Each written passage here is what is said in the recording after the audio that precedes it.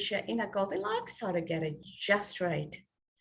Thank you so much for joining us for another hour of fun, exciting, and truly meaningful conversation.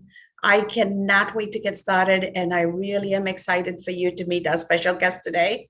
And most of our audience know our special guest today because she is a very, very important fabric of the Goldilocks community, and she is a dear, dear friend. So let's get started.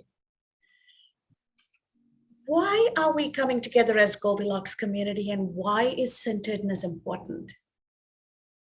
Remember, as children or children in your community, your family, they know exactly how to appeal to the adults and accomplish things. We are born into this world with that innate ability. Somewhere along the way, we forget that. How do we go back and recapture that?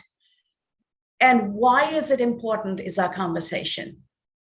When we can find the centeredness of how to influence others, and we see a situation from more than our perspective, we are able to invite others into our situation and make space and hold space for others to help us and for us to help them, because we're all impacted differently, slightly differently, by the same situation. And when we master the art of doing that, we have this magical ability to influence people. And in that process, we're building a culture of that community where people rise up to meet each other part way, and we all succeed. You see some communities thriving very well and some communities not. It's because there are a handful of leaders in the community who can stand up and be the way and show the way for others to model. And when we have that modeling behavior, we're able to replicate it. And Goldilocks is one of those role models in my mind, the way I see things. She's showing us how to find that centeredness so that we don't show up in a situation too hard or too soft, not too hot or too cold, but just right to influence it. And when we influence things just right, our purpose and our goals are met, and we're able to help others accomplish the same thing because we are finding that commonality and that common thread. Even identifying our purpose sits in the sweet spot of the centeredness, where what we love, what we're great at, and what the world needs meets. So if every situation, if every one of our purpose and our ability to live the purpose sits in the centeredness, shouldn't we learn to live in that place of centeredness? Imagine how powerful that would be. As we go into today's conversation, I want us to take into it 3 ennobling thoughts. One is a healthy culture ennobles the community. It lifts up the whole community because it gives an opportunity for us to lead from the soul with kindness and generosity. And it builds the culture of lasting prosperity, because a kind, generous community, a kind, generous leader is not going to leave anybody behind high and dry in a desperate situation. That environment is creating a culture where everybody is lifted up and everybody benefits. It's kind of like the sunlight, right? The sun doesn't care about who's good, who's bad. It's just kind and generous and allows everything around it to thrive. Imagine if the sun got mad and one day didn't show up, or for a whole month didn't show up. What would happen? Right? So be that natural leader who's ennobling the community, and make sure that kindness and generosity is part of us, because that is the human spirit. The second ennobling thought I want us to take into the conversation is to have the courage to listen with your heart. Hearing with our ears is one thing. Hearing is not listening. Hearing is just absorbing this noise, right? Listening is truly processing it. And when we master the art of listening with our heart, it's not just a physical process. We are listening with feeling. We're bringing empathy in. So we're bringing our humanness into that listening process. And that requires vulnerability. Therefore, it requires courage. Listening with your heart is an art of authentic leadership. Master it to build your legacy by design. Because every day, the way we show up, we are building our legacy. And we have the choice to build it by design, to remain true to who we are in an authentic way, or we get to allow the situations and outside world to define it because we're just rolling with the punches and letting things accidentally evolve. The third ennobling thought I want us to take into the conversation is our diversity is our resilience. We are not bad or worse off because of our differences. It's our differences that makes us resilient. Imagine if you had a garden with only one type of flower. Can it weather all seasons? Can it bloom all seasons? Can it be visually and fragrantly interesting?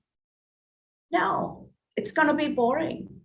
But what if you have a variety of flowers with all the seasons considered, and the daytime blooming and the nighttime blooming, so that dawn to dusk, you have such fragrance and such visual interest? That's what we humans are. We are part of a larger. We were created by design. So why not? Why not broaden our horizons and explore our unique differences and our experiences to build an inclusive culture? Joyfully honor our differences, because in that is where true resilience comes. And the joy that it brings in experiencing each other and learning and growing from each other and synthesizing ideas and innovating from that combined synthesized perspective is truly magical. And to have this very important and timely conversation is my dear friend, Robin Lister, and she is going to be talking to us about how to improve your company culture with the right leadership style in management. And she's also a co-author of our upcoming book that is scheduled to launch on October 5th, Ennobling Business for Success. And she talks about this and gives you such insightful advice and practical tips that I cannot wait for you to get to know her, her ideas. And those of you who are meeting her for the first time, you're going to absolutely fall in love with her. Robin, welcome. It is always great to be here. Thank you so much, Cass. I think this is the third time I've been privileged to be on your program, and it is always so inspiring and uplifting that it is worth waking up at 7 o'clock in the morning in California to listen in, and especially, of course, today to be on it. And I'm really, really grateful for that. Thank you, Robin. And it is truly an honor for me and the community to have you as an integral part of our Goldilocks community. So for those of you who are meeting Robin for the first time, Robin Lister Johnson, resilience and well-being advisor. She's passionate about teaching and inspiring organizations to become more humane, ethical, and resilient. She has taught organizational resilience and leadership skills to numerous professional organizations and believes that business can be and should be a force for good in the world.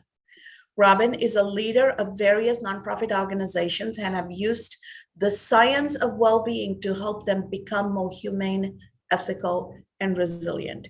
She teaches individuals to build inner resilience and to discover and develop personal character strengths, creating a life of thriving, not just surviving.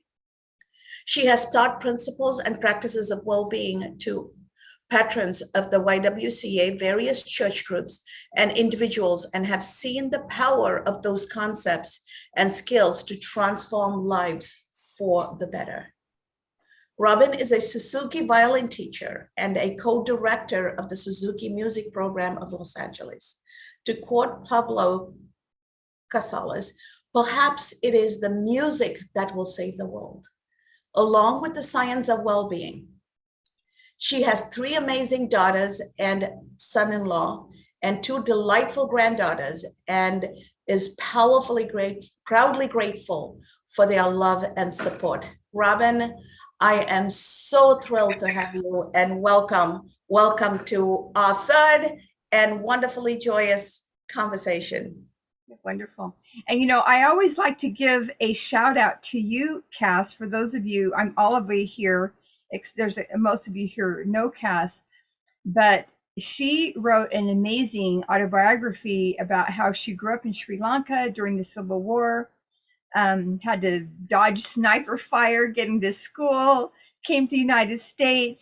And I met her when she was the CFO of the Chicago Teachers Pension Fund, and at a conference that I was attending, and just was so impressed with her and her integrity. I like to describe her as um, a blade made of stainless steel, sheathed in velvet, and she is just really really wonderful. Now she's helping the government of Belize, and she's done many wonderful things. And she is the powerhouse behind this book that is being launched. And I also want to send a shout out to my other co-authors. I knew that Cass had a lot of great contacts in the business world, but as I've attended the various presentations by the people that she's had on, her the other co-authors, I've just been completely blown away with the quality of their humanity and their insights in various aspects of government or business or medicine. And they're bringing that all to bear in this wonderful book that's going to be out in 3 weeks. So just a shout out to Cass and shout out to my fellow co-authors. Thank you so much, Robin. That is always so very kind and thoughtful of you. And that's what makes you uniquely you. Thank you for being here. Thank you for being so inclusive and so embracing and truly living your message. Because too many people can talk about what they care about and what their purpose.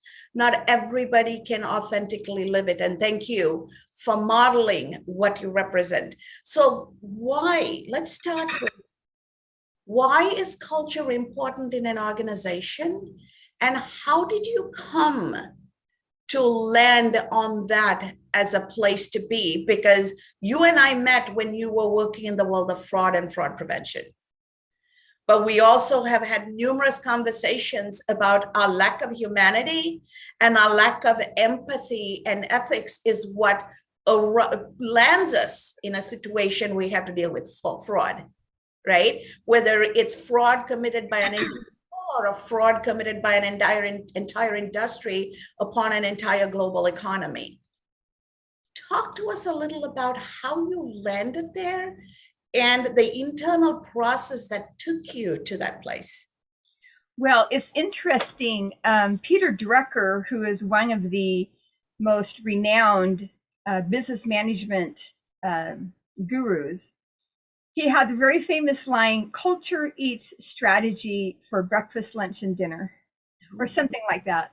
And the culture of an organization, sorry about that, the culture of an organization always trumps any strategy or any policy or any plans that they have in the works. And it's because ultimately human beings are the ones to create those strategies or to create those policies. They're the ones who create it and enact it. And human beings have to be, the human side of business and human beings have to be addressed appropriately if any of those strategies are going to work. And I remember I was in my MBA program many years ago, and my track that I emphasized was organizational behavior. Well, there were other tracks like finance and statistics and accounting and marketing, and we call them the finance jocks. They totally thumbed their nose at these organizations, these soft classes, organizational behavior, who needs it? Why am I wasting my time sitting in this class when I can have another finance class? Well, after the first year, during the summer, everybody had to go get an internship somewhere out in the business world. Well, then in the fall of the second year, everyone was reporting on what they had learned to a person. Every one of them said the most important thing we learned was and how to get along in this business was what we learned in our organizational behavior classes, and we were all vindicated. So it's very true. And in fact, two of my two of the great lessons I feel come from the movies, and the lessons about business and culture and all that comes from the movies. And you remember my absolute favorite one is in the movie A Christmas Carol, where George C. Scott is the actor representing Scrooge. And in this just dramatic, powerful scene where Jacob Marley's ghost is visiting Scrooge, and Scrooge says to Jacob, "Well, you always were a good man of business." And Marley just roars back, just, shouting in his chain, just roars back. And I have it in my little quote here. It says, "Business, mankind was my business. The common welfare was my business. Charity, mercy, benevolence, forbearance were all my business." And it's just so resound.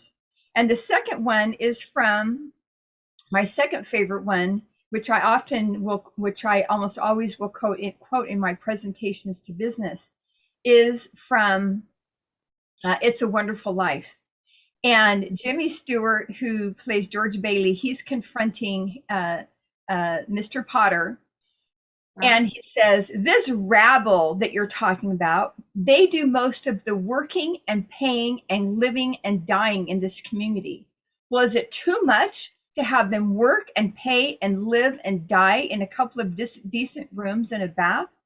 And I take that as an analogy, and I say, we adults spend most of our lives at work. So is it too much to have workplaces that are humane, ethical, resilient? And that is kind of where I come from, that our workplaces need to be places of humanity and of resilience and of ethics, of ethical behavior. So that's kind of where I'm coming from at it.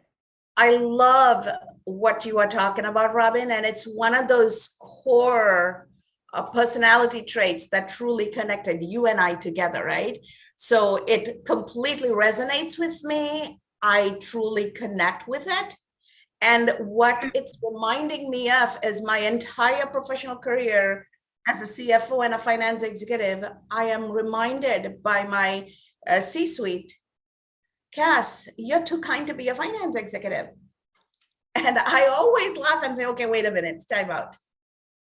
Am I a finance executive who happens to be human and therefore happens to be kind?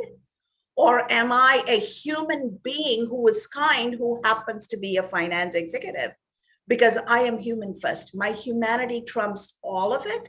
Finance is what I do. My humanity is who I am. And even in my book, I talk about the importance of being and showing up in our respective humanity so that we can do what we do without sacrificing that humanity. And that's what keeps us authentic. That's what allows us to drive our purpose. And that is the single most important thing that allows us to be a part of a thriving community. So I love where you're going with this. And here is a question I have. Language is culture, and how we talk about our people in our organization truly matters. Flashback, I always go back to my first job in the United States. I'm at AT&T, the old AT&T.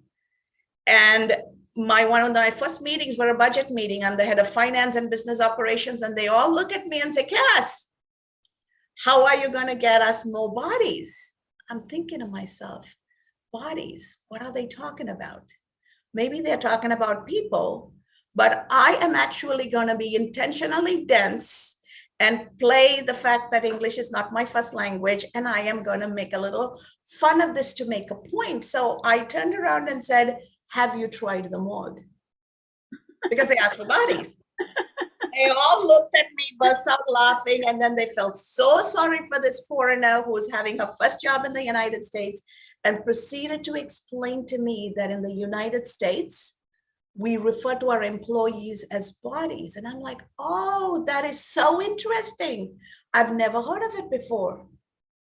But let me ask you a couple of clarifying questions before I actually give you an answer. Do you care if those bodies are connected to a brain to solve your problems?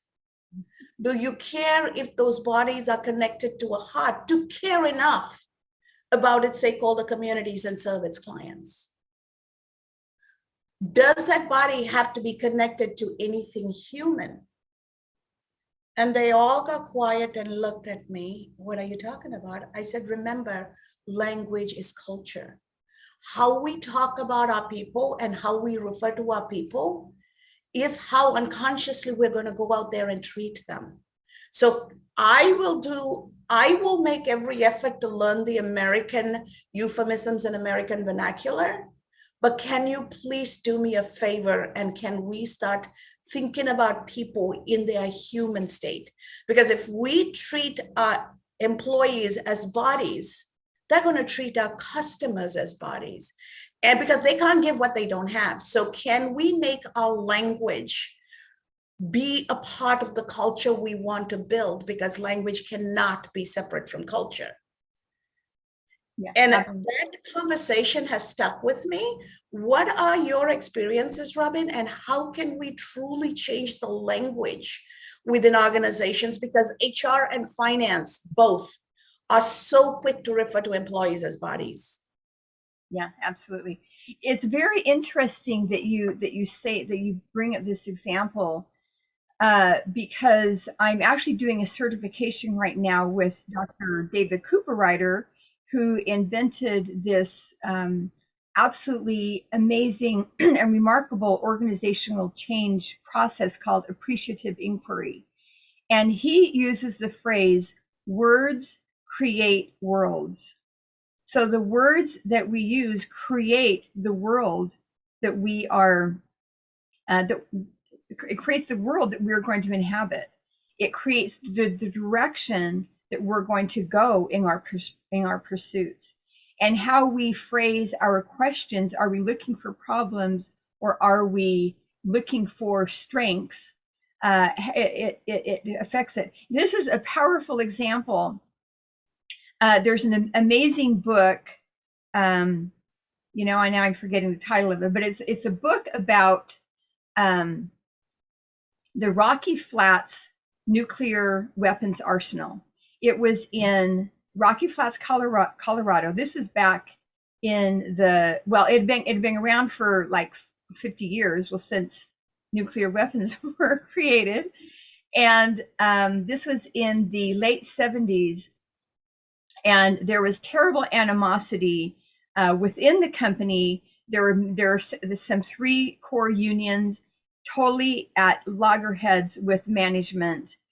And then the community of Rocky Flats, Colorado hated that nuclear weapons plant. It is set in this verdant valley in the Rocky Mountains, and they absolutely hated it. They'd be protesting and chaining themselves to the fence, and it just, there was animosity everywhere.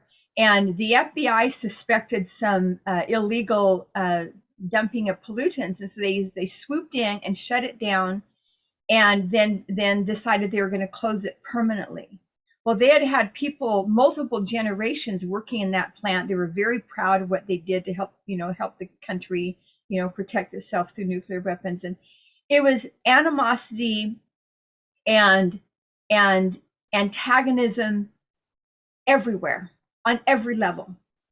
Well, they brought in a consulting firm, and one of the senior executives, brought the leaders of the company together, the union leaders, the business leaders, some community leaders. And the very first thing he said was, "This is the best team I've ever worked with." And he was able to, using sound principles of business management and positive leadership, bring people together. The government had estimated it would take 60 years and $36 billion to clean up this mess. Instead, it took 6 years and $6 billion, and it ended up being 13 times cleaner than required by law. And they turned it into a wildlife refuge. And so here, in this area that used to be focused on death and destruction, it was now focused on life. And they pulled that all together because the very first words that came out of his mouth were positive. It was looking to the future in a positive way. What strengths do we have? Let's pull them together. And these people who had been just vicious enemies for decades came together and formed a solution that everybody was really proud of. It's almost like miraculous, but it's not. It's what words do we use and how do we treat people? Mm-hmm. And the word miraculous resonates for me, Robin, because ultimately miracles are kind, generous people doing something right for humanity. And if we can harness that energy and bring a lot of people together, then it's not surprising that they were able to accomplish it. And the mindset and the human spirit is so much more resilient with that positive feedback. What are 3 things leaders and emerging leaders can do to flip the script and be positive? Because the fact of the matter is my glass and your glass is half empty and half full, both at the same time. They're both factually correct. How do we truly see the positive in everything instead of being Debbie Downer and seeing only the negative? Because that is a skill. It's a mindset-based skill. Yeah. I just recently coined this phrase, mining for gold. And the fact is that within every person and within every organization, there are strengths and abilities and assets that already exist. There are already a lot of things going well in any given company, within any given relationship. And so it's using the power of positive questions to mine for that gold. And then find those strengths, use those strengths to then say, okay, now what, if I could wake up, 5 years from now, or 2 years from now, or a year from now, and the company or the situation was exactly as I wanted, what would that look like? Let's describe what that would look like. And now how might we accomplish that? So using our strengths, oh, I'm so sorry. I thought I turned everything on. Sorry about that. No worries. How might we accomplish that? And so just a couple of the quick examples for this is British Airlines, and they were notorious for losing people's baggages, and so they were looking at the question of, how can we stop losing so much baggage? Well, let's flip that question around and say, how can we create an amazing arrival experience? So you flip the question on its head. From being a negative question, you flip it to being a positive question. Another great example, Clark Industries, they're a 4th-generation pest control company. And it was, we kill mosquitoes. Well, instead of we kill mosquitoes, is we make communities safe, comfortable, and livable around the world. And they begin doing all kinds of amazing things to improve the environment and to improve their business. So again, we take whatever it is that we're looking at, can we reframe it in a positive way, looking for strengths, looking for assets, and building on that. So that's the first little principle. The second principle I talk about is using the 3 Ds of listening. Listening diversely. That means the more people you have, the people who are going to be impacted by your decisions, the people who have to execute your decisions, let's get their voices into the decision-making process. And then listen deeply. Listen not just to check off the box.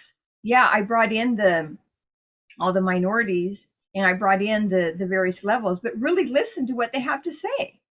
And take that into consideration, and then listen with determination that what you hear, we're gonna find a way to implement it as much as we can. Might be short term, might be long term, but we're gonna try to implement it. And the third thing is that I talked about was develop a culture of generosity. Are you sharing ideas with your coworkers? Do you have people in different departments talking across, instead of having these silos of information, do you have people talking to each other and, you know, sharing information? And so those are the three things that I like to talk about. Thank you, Robin. And that is truly insightful and truly practical, right? A lot of times organizations end up in functional units, and then they are specialized and they don't talk to one another. And in the risk management world, we talk about the cross-functional risk, that it's never identified in any one area because it doesn't meet the magnitude threshold to be relevant or actionable. But as it travels silently across the organization, it amplifies and implodes. Yeah. And a culture that is toxic, a culture that is not healthy, has that same effect on steroids, because it is not something we can identify in numbers. It's not something you can quantify. You can only look at it if you can compare what would our organization be if our culture was different, right? And by the time it implodes, it's too late.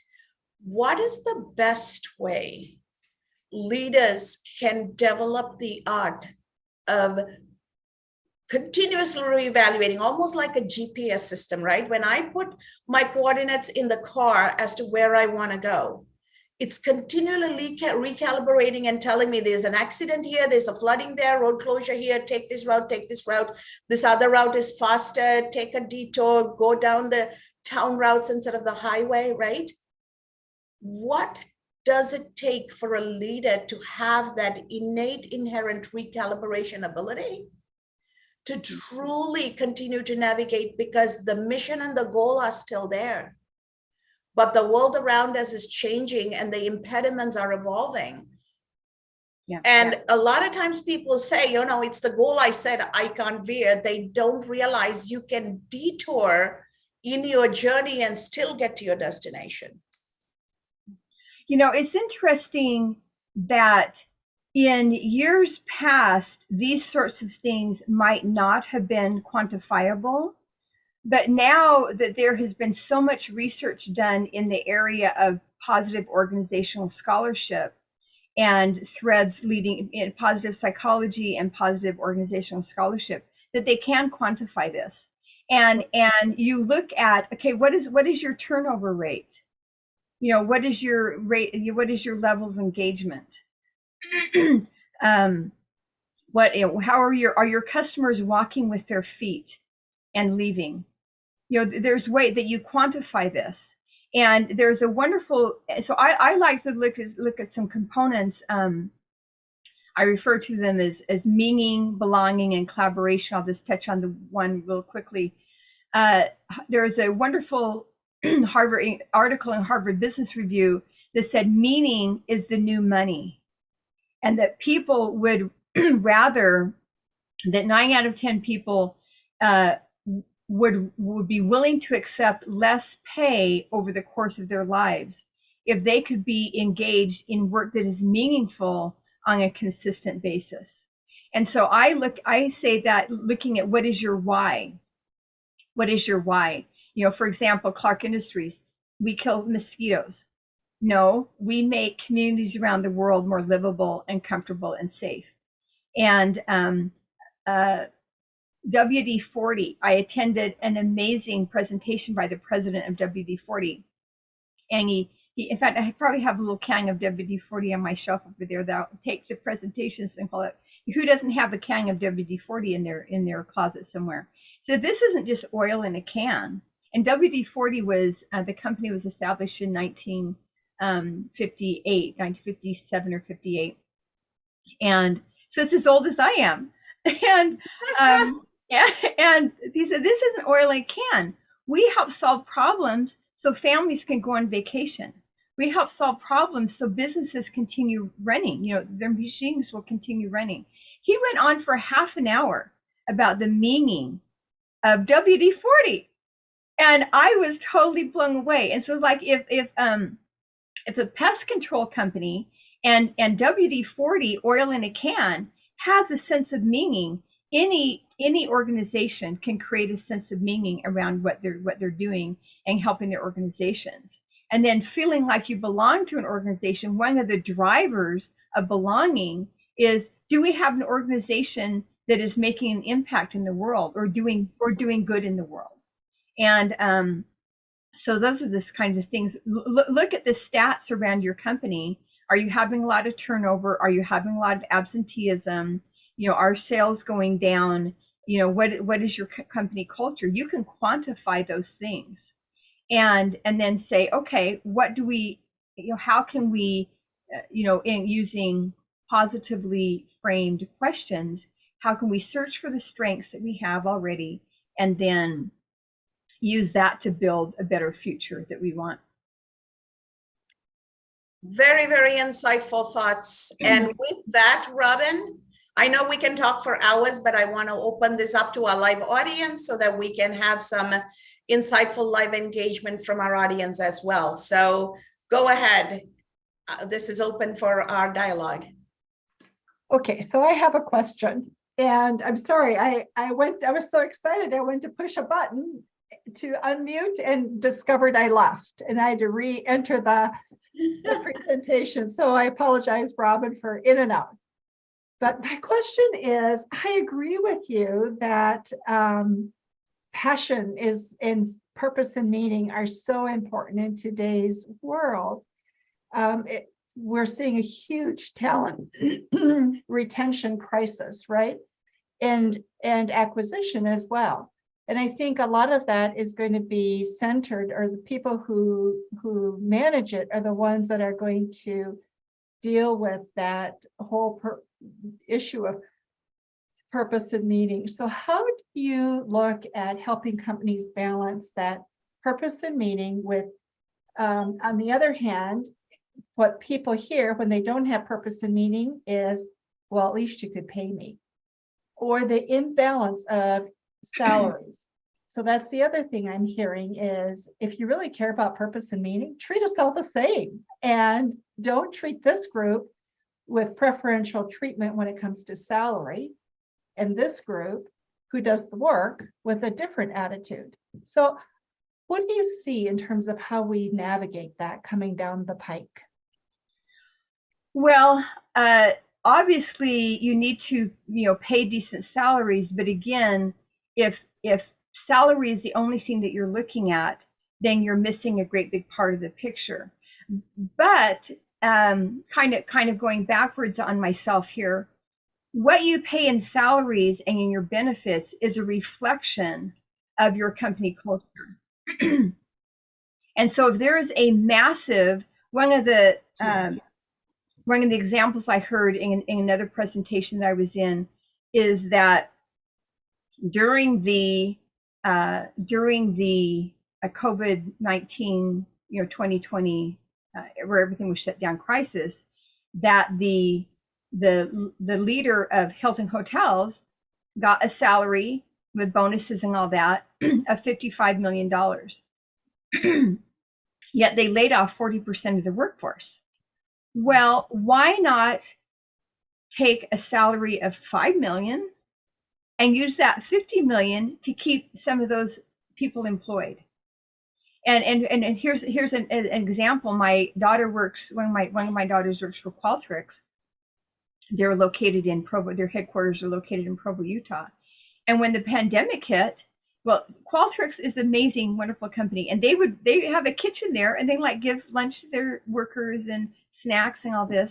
Well, the president, Ryan Smith, didn't just fire all the cooks from Qualtrics. He said, keep cooking. Most of their work is done online. He said, keep cooking. Keep cooking. We'll pay you to keep cooking. And they donated 500 meals a month to the local food bank. He paid the landscape still has to be taken care of. So keep working. Keep working. We'll keep paying you. And those kinds of, and like Massage Envy, they had their workers go help the Red Cross. They couldn't be given massages anymore. We'll go help the Red Cross.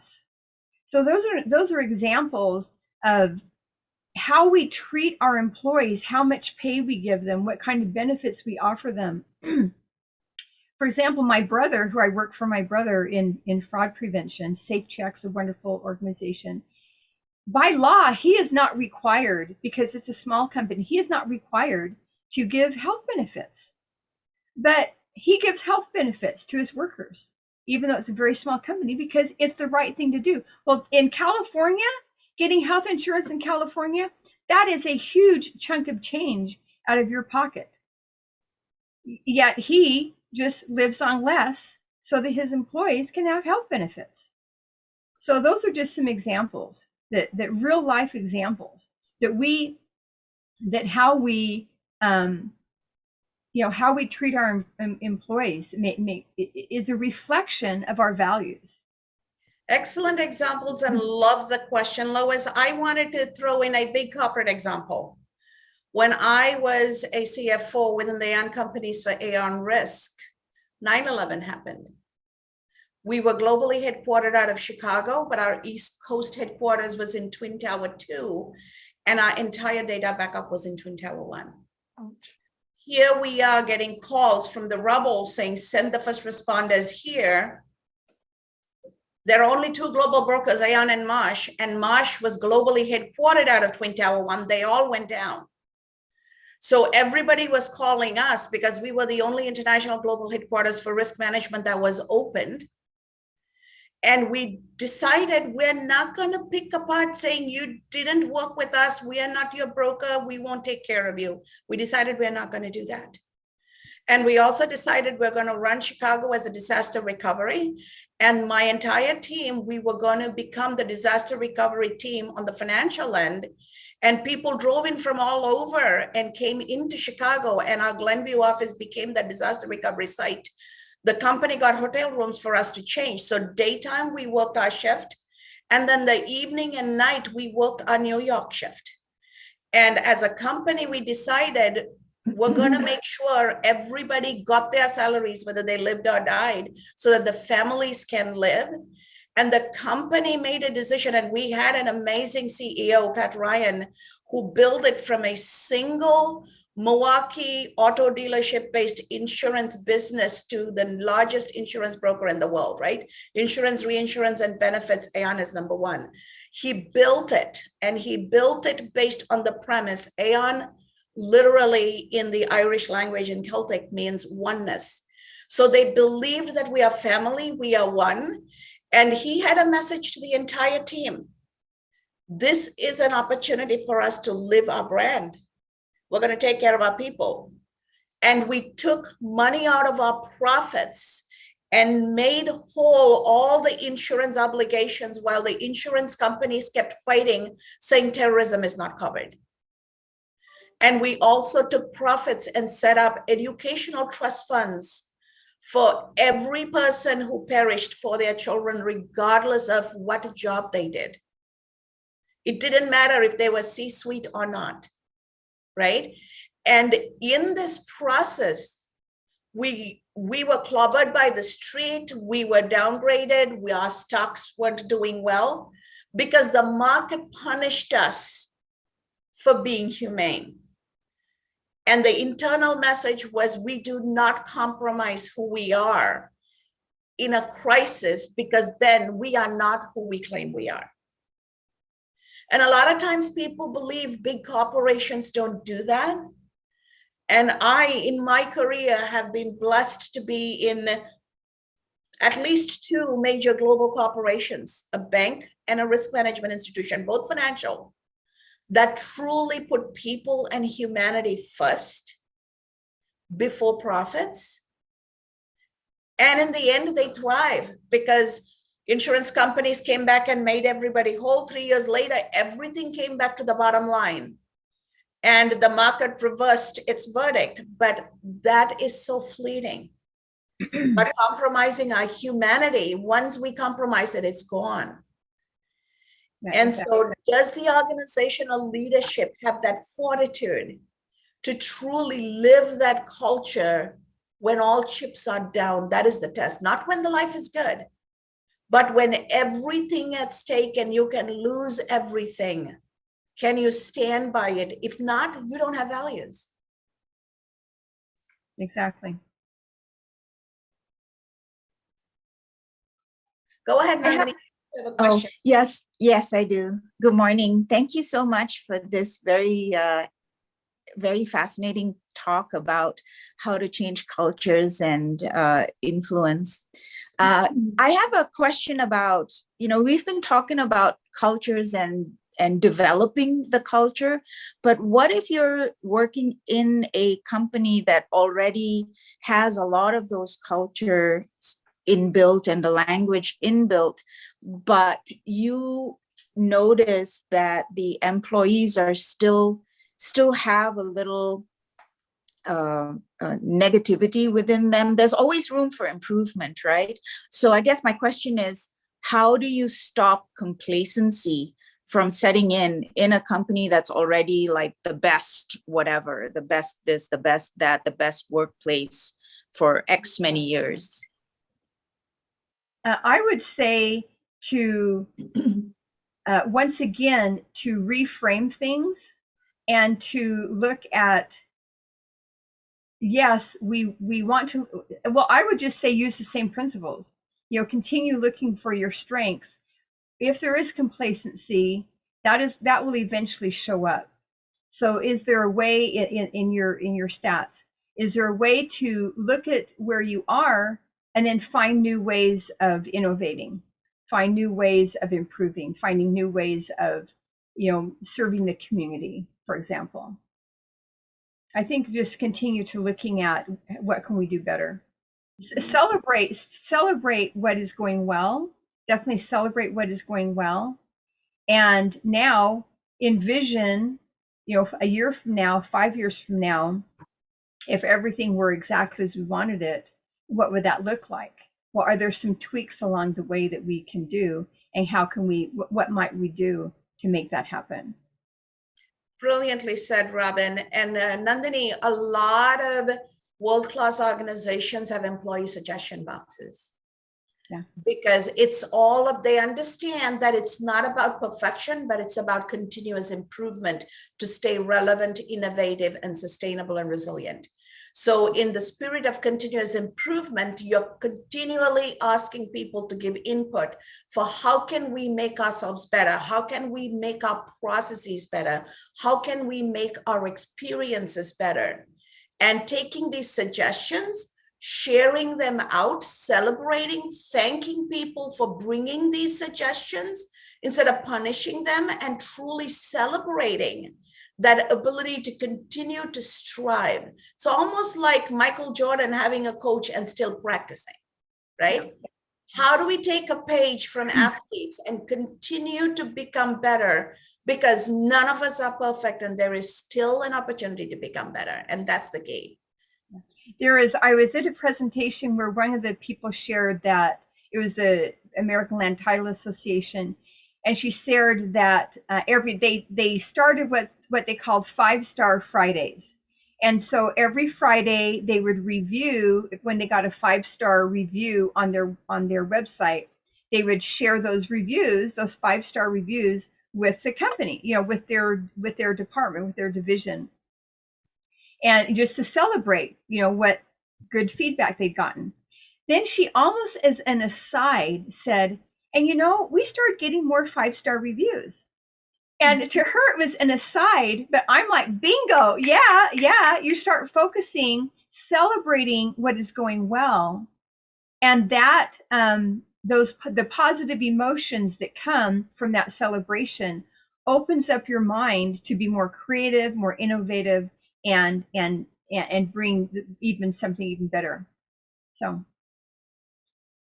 Absolutely. Thank you so much. Question. Thank you. Shirley Ann, do you have a question? I can see you on. Hey, good morning. So I enjoyed your presentation. Thank you for sharing and what you brought.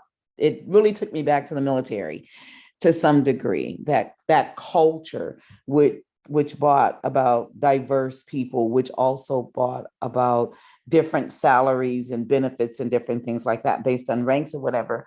But one of the words that came to me when I thought about that as well was SWOT, that acronym that we use when we were looking at our strengths and our weaknesses and whatever opportunities that were there and what threats that were presented within the environment.